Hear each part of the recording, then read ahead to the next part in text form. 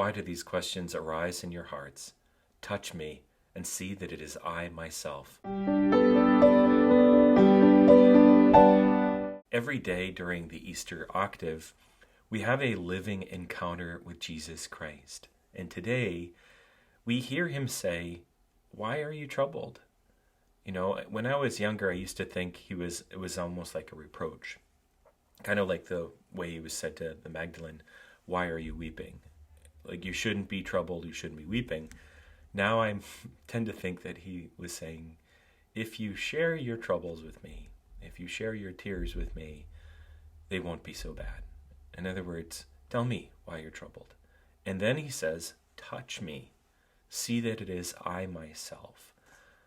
This is very much a beautiful way of reaching out to human beings who are frightened, who are on a primal level, really are scared that God has separated himself from them because of their sins. And the truth is that Jesus intrudes on our goings and comings. This gospel for today is right after the gospel of Emmaus. And he said, it picks up and it says, the disciples of Jesus recounted what had taken place along the way and how they had come to recognize him in the breaking of the bread, picking up from yesterday, and pointing out that Jesus recognizes that we need to see him, to touch him, to know him in order for us to really be relieved and to really believe.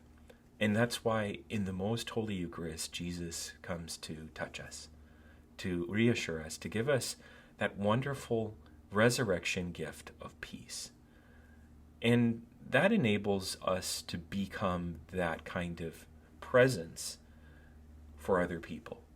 And that's also for me part of being a priest. Hey, I'm right here. I'm right here with you. I'm suffering here with you through this sometimes not so pleasant experience of life. And that's why we can have true joy. If Jesus is going to say, I'm here, you don't have to be troubled anymore. Touch me. Give me something. He actually gave him a piece of fish. Then there's no more reason to be afraid. And we have every reason to be able to be the presence of Jesus, the risen Jesus, in other people's lives. And one of the ways that you can do that, you can say that on a very powerful and very primal level, is smiling at other people. To wear the resurrection on your face.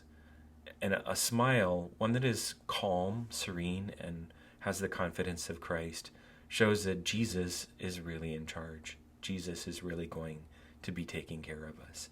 And that's one way you can proclaim the gospel in a very simple, very powerful way, is just smiling at your neighbor.